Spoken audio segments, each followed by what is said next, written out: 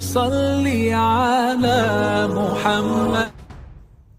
بسم الله الرحمن الرحيم. السلام عليكم ورحمة الله وبركاته. أهلا بكم مع فيديو جديد، مواجهة جديدة في بطولة الرابطة التونسية لكرة القدم، مباراة الترجي التونسي ونادي الصفاقسي. تعالوا نتعرف على موعد المباراة والقنوات الناقلة، لكن فضلا ما تنسوش تدعمونا بالاشتراك في القناة ولايك وشير الفيديو عشان يوصلكم كل جديد.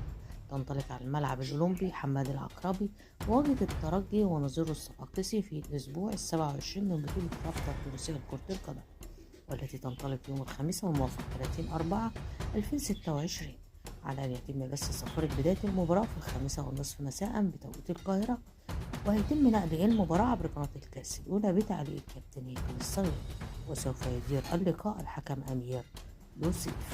أتمنى التوفيق للفريقين. شكرا لكم والسلام عليكم ورحمة الله وبركاته. السلام عليكم.